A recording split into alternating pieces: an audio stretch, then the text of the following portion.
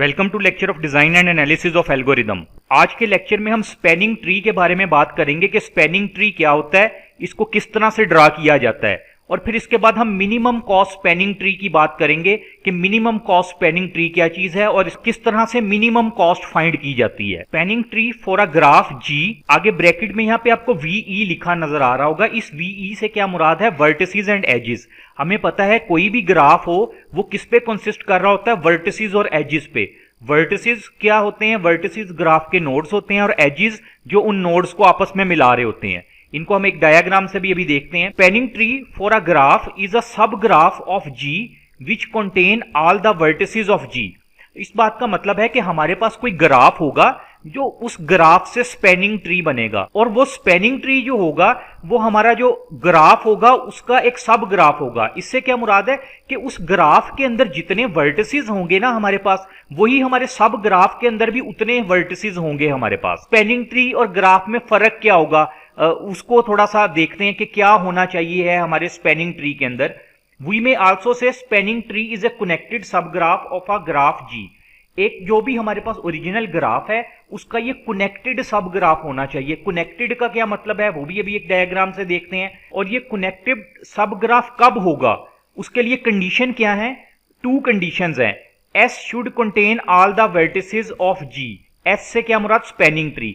एक तो spanning tree में सारे वर्टिसेस होंगे जो कि ग्राफ में होंगे, जिसकी मैंने अभी बात पहले भी की। उसके बाद दूसरी कंडीशन क्या होगी कि S should contain V minus one edges.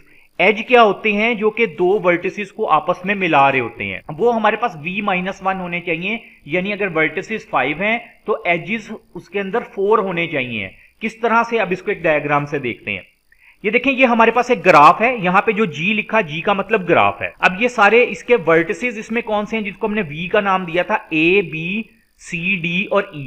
ये इसके वर्टिसेस हैं। ये g को वर्टिस नहीं समझ लेना। g इसलिए सिर्फ लिखा है कि ये बता रहा है कि g एक ग्राफ है, ठीक है। इसको वर्टिस नहीं आपने कंसीडर कर लेना इसमें। तो ये ए बी सी डी ई, ये इसके 5 वर्टिसेस हैं। और एजेस कौन से हैं? ये जो लाइंस इनको मिला रही हैं, यानी ए और बी के दरमियान ये वाली जो लाइन है जिसके ऊपर मैंने एक रेड लाइन ड्रा की, ये एज है। बी और ई के दरमियान ये वाली एक लाइन, ये इसका एज है। इसी तरह सी और डी के दरमियान ये एज है। ई और सी के दरमियान ये एज है। टोटल एज कितने? 1 2 3 4 5। यानी हमारे पास 5 वर्टिसेस हैं और 5 ही एजेस हैं एक ग्राफ के अंदर। अब जब हमने इस ग्राफ का स्पैनिंग ट्री बनाना है तो उसका मतलब है इसमें ये वर्टिसेस तो सारे होने चाहिए, यानी ए बी सी डी ई ये वर्टिसेस होने चाहिए। और एजेस कितने होने चाहिए? v minus one. वर्टिसेस 5 हैं तो एजेस कितने होंगे? 4, यानी 4 एजेस होने चाहिए हमारे पास। ये देखें, जिस तरह इसके अंदर मैंने लिख दिया S1। S1 का मतलब स्पैनिंग ट्री 1। हम इस तरह भी तो बना सकते हैं। देखिए, सारे पहले वर्टिसेस देखते हैं, पूरे हैं, A B C D E vertices हैं। एजेस हमने कहा था v माइनस वन, यानी हमारे केस में 4 होने चाहिए। ये 1 2 3 और 4, ये 4 लाइंस है ना, ये एजेस हैं। इसको हमने नहीं कनेक्ट किया सी और ई को। क्यों नहीं किया? क्योंकि हम ट्री बना रहे हैं। ग्राफ और ट्री में सबसे मेन डिफरेंस जो है ना वो एक ये है कि जो हमारे पास ग्राफ होता है ना, इसके अंदर एक क्लोज्ड लूप बन रहा होता है, क्लोज सर्कुलर पाथ बन रहा होता है। लेकिन जो हमारे पास ट्री है इसके अंदर कोई क्लोज लूप नहीं बन रहा होता या कोई सर्कुलर पाथ नहीं बन रहा होता। देखें, इससे क्या मुराद है? मैंने ए से जाना है ई तक, ए बी ई इस तरह चला जाऊंगा, फिर वापस भी तो मैं ए पे आ सकता हूं। ए पे गया, बी ई सी डी और ए, यानी इसको बोलते हैं क्लोज लूप। अब इसके अंदर वो क्लोज लूप नहीं है। देखें, ए से गया बी पे, बी से सी पे, आगे सी से तो मैं ई पे नहीं जा सकता, क्लोज लूप तो नहीं ना बन रहा ना। मैं वापस ए पे आ सकता हूं, वापस ए पे इस पाथ से तो आ सकता हूं, सी से डी, डी से ए, लेकिन इसको हम क्लोज्ड पाथ नहीं कहेंगे, यानी सर्कुलर पाथ नहीं इसको हम बोलेंगे। तो ये मेन जो है ना हमारे ग्राफ और ट्री के अंदर डिफरेंस होता है। एक हमने और चीज यहां पे देखी थी, हमने कहा था spanning tree is a connected सब ग्राफ। कनेक्टेड से क्या मुराद है कि हर नोड का, इसके अंदर जो हर वर्टिस है ना उसका कनेक्ट होना लाजमी है। सर्कुलर पाथ में कनेक्ट नहीं होगा लेकिन कनेक्ट होना लाजमी। उससे क्या मुराद? देखिए, मैं एक वर्टिस से किसी दूसरे वर्टिस पे जा सकता हूं, इसका मतलब ये कनेक्ट है। मसलन मैं ए से ई पे जाना चाहता हूं तो मैं जा सकता हूं ना, ए से बी, बी से ई। मैं ए से सी पे जाना चाहता हूं, ए से डी, डी से सी। मैं अगर सी से ई पे जाना चाहता हूं तो सी से डी, डी से ए से बी और बी से ई। इसको कहते हैं कनेक्टेड सब ग्राफ है, यानी इस ग्राफ का कनेक्टेड सब ग्राफ है। ये स्पैनिंग ट्री है लेकिन इसमें कोई भी क्लोज्ड पाथ, सर्कुलर पाथ नहीं बन रहा है। तो ये हमारे पास एक बन सकता है। अगर हम और ड्रा करें तो देखें ये S2 इस तरह का भी तो बन सकता है, ये भी तो हमारे पास एक स्पैनिंग ट्री है ना। इसमें देखें एजेस कितने हैं 1 2 3 4 और हमने कहा था अगर 5 नोड है तो 5 - 1 4 एजेस होने चाहिए। ये भी बन सकता है एक स्पैनिंग ट्री। स्पैनिंग ट्री इस तरह का भी हो सकता है S3 देखें इसमें भी कोई सर्कुलर पाथ नहीं बन रहा और ये सारे कनेक्ट हैं। इस तरह का भी हो सकता है जो आपके सामने S4 लिखा है, इसमें भी कोई सर्कुलर पाथ नहीं बन रहा और इसके अंदर जो हमारे पास वर्टिसेस हैं वो सारे वही हैं जो कि हमारे ये ओरिजिनल जी के अंदर थे और हमारी एजेस वाली कंडीशन भी पूरी है। तो इस तरह के मल्टीपल बन सकते हैं हमारे पास। Multiple spanning trees can be constructed from a single graph. देखिए यहां पे हमने देखा था ना सिंगल ग्राफ था, इस ग्राफ से हमने ये मल्टीपल बनाए। इसके अलावा और भी बन सकते थे, मल्टीपल बनाए जा सकते हैं। ये जरूरी नहीं है कि एक ग्राफ से हम कहें एक ही स्पैनिंग ट्री बनेगा, मल्टीपल भी बना सकते हैं। To find out how many spanning tree can be constructed from a single graph. अब हमें किस तरह से पता लगेगा कि एक ग्राफ से हम मैक्सिमम कितने स्पैनिंग ट्रीज बना सकते हैं? तो उसके लिए हम एक फॉर्मूला यूज कर सकते हैं। नंबर ऑफ स्पैनिंग ट्रीज कितने होंगे? n power n-2। अब n क्या है? n is the number of vertices in the graph. किसी ग्राफ में जितने वर्टिसेस होंगे ना हमने वो लेना है और n-2। मसलन मैं कहता हूं मेरे पास n5 है, कोई ग्राफ है उसके अंदर मेरे पास 5 वर्टिसेस हैं, तो n मेरे पास इस तरह से देखें हो जाएगा, यहां पे 5 हो जाएगा और ऊपर क्या हो जाएगा 5 - 2। यानी इस तरह अगर मैं कर दूं 5 - 2 तो ये किस चीज के इक्वल हो जाता है? ये तो मेरे पास आ जाएगा 5 पावर 3। 5 पावर 3 का मतलब है तकरीबन 125। 5 पावर 3 125 होता है हमारे पास। तो यानी अगर मेरे पास कोई ऐसा ग्राफ हो जिसके अंदर 5 वर्टिसेस हो तो मैं उसके 125 जो हैं स्पैनिंग ट्रीज बना सकता हूं। अब 125 स्पैनिंग ट्रीज तो बहुत ज्यादा है कि हम अगर उनको मैन्युअली बनाना शुरू कर दें, लेकिन आपने ये चीज याद रखनी है, ये फार्मूला कब यूज होगा? ये फार्मूला सिर्फ और सिर्फ उस वक्त यूज होगा अगर हमारे पास, ये देखें यहां पे लिखा है above formula can only be use. कब यूज होगा? If we have a complete graph. अगर हमारे पास कंप्लीट ग्राफ है तो हम ये फार्मूला यूज करेंगे। अगर ग्राफ कंप्लीट नहीं है तो हम किरचॉफ थ्योरम को यूज करेंगे। यहां पे एक और चीज आपको बताता चलूं कि हमने बेसिकली इसमें ग्राफ जो है ना, ग्राफ को देख के उसके आप कह लें कि स्पैनिंग ट्रीज नहीं बनाने, फाइंड नहीं करने।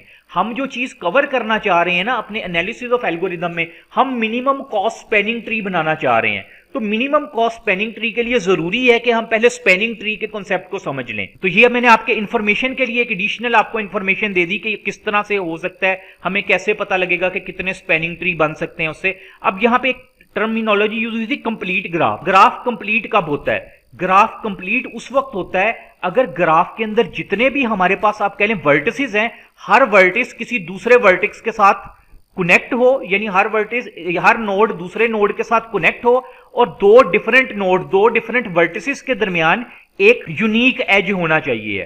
किस तरह से मैं आपको डायग्राम से समझा देता हूं। ये देखें कंप्लीट ग्राफ, पहले ये हम पढ़ लेते हैं क्या है। Complete graph is a simple undirected graph in which every pair of distant vertices is connected by unique edge।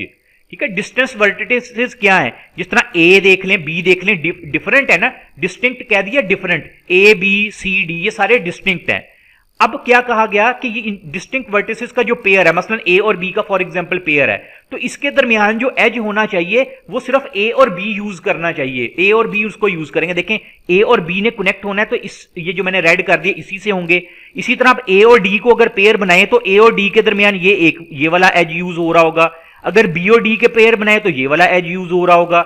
अगर सी और ए का पेयर बनाए तो ये वाला एज यूज हो रहा होगा। इसी तरह डी और सी का बनाए तो ये एज यूज हो रहा होगा और बी और सी के लिए ये वाला एज यूज हो रहा होगा। तो इसको हम कहते हैं ये हमारा जो है कंप्लीट ग्राफ है। दूसरा तरीका क्या है? दूसरा तरीका ये है हम चेक कर सकते हैं कोई भी ग्राफ कंप्लीट है या नहीं। इसके लिए हमें क्या करना पड़ेगा? ये फॉर्मूला यूज करना पड़ेगा।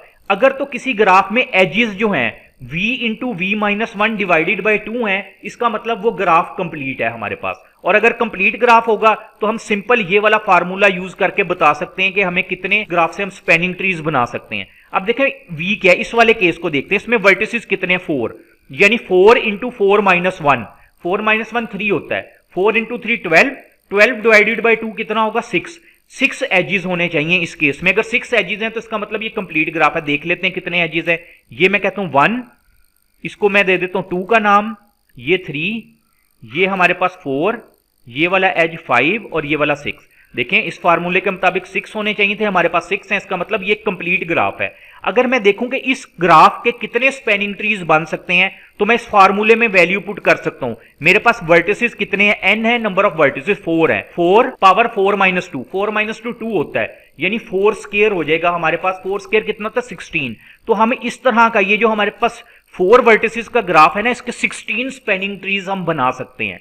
तो ये तो बेसिक कॉन्सेप्ट था स्पैनिंग ट्री का कि होता क्या है और किस तरह से उसको ड्रा किया जाता है। अब हम बात करते हैं मिनिमम कॉस्ट स्पैनिंग ट्री की, कि मिनिमम कॉस्ट स्पैनिंग ट्री क्या चीज है। Spanning tree of a weighted graph, यहां पे वर्ड यूज हुआ वेटेड ग्राफ। वेटेड ग्राफ कौन सा होता है, जिसमें जो एज होता है, यानी जो एज क्या होता है, जो वर्टिसेस को मिला रहा होता है, उस एज की कोई वेटेज होती है, उसको हम कोई न्यूमेरिक डिजिट, कोई न्यूमेरिक नंबर असाइन कर देते हैं, तो उसको हम बोलते हैं weighted graph. A spanning tree of weighted graph with minimum cost is called minimum cost spanning tree. यानी ऐसा वेटेड ग्राफ बने, ऐसा स्पैनिंग ट्री बने जिसकी अगर हम कॉस्ट कैलकुलेट करें, यानी वो जो वेट होंगे एजिस पे उसको कैलकुलेट करें, और जिस केस में वो सबसे कम होंगे उसको हम कहेंगे ये मिनिमम कॉस्ट स्पैनिंग ट्री है। इसको एक एग्जांपल से समझते हैं। देखें ये हमारे पास एक वेटेड ग्राफ है, ये वही ग्राफ है जो हमने पिछली एग्जांपल्स में देखा, मैंने यहां पे लिख दिया वेटेड ग्राफ। वेटेड ग्राफ से मुराद ए से बी तक एज का वेट कितना है 2, या आप इसको कह लें इसकी कॉस्ट, ए से बी तक कॉस्ट 2 है, बी से ई तक कॉस्ट 8 है, और हर किसी की कॉस्ट लिखी गई है। अब अगर हमने इससे, आप कह लें कि हमने इससे बनाना है स्पैनिंग ट्री। अब इस केस में कितने स्पैनिंग ट्री बनेंगे, ये कंप्लीट ग्राफ नहीं है। अगर कंप्लीट ग्राफ होता ना फिर तो हम उस फार्मूले से देख लेते। तो इसके लिए हमें यानी किरचॉफ थ्योरम को यूज करना पड़ेगा। हमें नंबर ऑफ स्पैनिंग ट्रीज कितने बनेंगे इसकी जरूरत ही नहीं है हमें। हम एग्जाम्पल के तौर पे देखते हैं कि ये किस तरह से हो सकता है। देखें यहां पे हमारे केस में ये एक स्पैनिंग ट्री है। अगर इस स्पैनिंग ट्री की कॉस्ट निकाली जाए, हम इसके ये जो यहां पे एजेस का वेट है इनको सम कर सकते हैं, मसलन 10 प्लस 8 प्लस 5 प्लस 4, ये बनेगा 27। एक केस और लेते हैं, ये भी एक स्पैनिंग ट्री है। इस वाले स्पैनिंग ट्री के अंदर अगर हम कॉस्ट निकालें कितनी बनेगी, 4 प्लस 2 प्लस 5 प्लस 10, 21। एक और देख लेते हैं, ये भी हमने एक स्पैनिंग ट्री बनाया, इसमें अगर हम कॉस्ट निकालें कितनी बनेगी, 4 प्लस 2 प्लस 8 प्लस 5 19। तो अब इन तीनों में देखें ये जो हमने 3 बनाए और भी बन सकते हैं, ये मैं आपको सिर्फ एग्जांपल के तौर पे समझा रहा हूं, इसमें हम और भी स्पैनिंग ट्री बना सकते हैं। तो इन तीनों में से मिनिमम कॉस्ट स्पैनिंग ट्री कौन सा होगा, देखें इसकी कॉस्ट 27 है, इसकी 21 और इसकी 19। तो हम कह सकते हैं जो स्पैनिंग ट्री नंबर 3 है ये मिनिमम कॉस्ट स्पैनिंग ट्री है हमारे इस वाले केस में, इस स्पेसिफिक एग्जांपल के अंदर।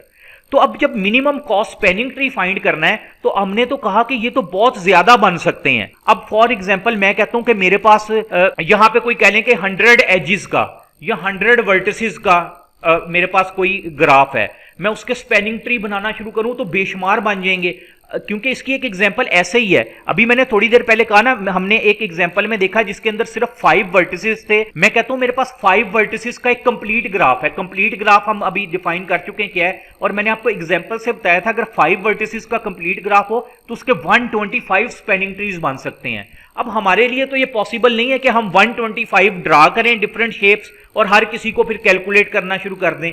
तो इस काम के लिए हम क्या करते हैं, मिनिमम कॉस्ट स्पैनिंग ट्री को फाइंड आउट करने के लिए हम एल्गोरिदम यूज करते हैं। 2 पॉपुलर एल्गोरिदम है और वो दोनों एल्गोरिदम जो हैं वो ग्रीडी अप्रोच यूज करते हैं। उन एल्गोरिदम का नाम है क्रुस्कुल एल्गोरिदम और प्रिम्स एल्गोरिदम। ये जो प्रिम्स एल्गोरिदम और क्रुस्कुल एल्गोरिदम है ये मिनिमम कॉस्ट स्पैनिंग ट्री को फाइंड आउट करने के लिए यूज किए जाते हैं। जो तो हम ये वाले दोनों मिनिमम कॉस्ट स्पैनिंग ट्री के जो एल्गोरिदम्स हैं इनको आने वाले लेक्चर में विद एग्जांपल डिटेल के साथ देखेंगे। आज के लेक्चर में जो हमने कॉन्सेप्ट क्लियर किया वो यही था कि स्पैनिंग ट्री होता क्या है, किस तरह से ड्रा किया जाता है, और मिनिमम कॉस्ट स्पैनिंग ट्री का क्या कॉन्सेप्ट है। तो उम्मीद है इसमें कोई क्यूरी, कोई कंफ्यूजन नहीं होगी। अगर फिर भी आपकी कोई क्यूरी है, कोई कंफ्यूजन है तो आप मेरे से कमेंट सेक्शन के अंदर भी पूछ सकते हैं। Thank you.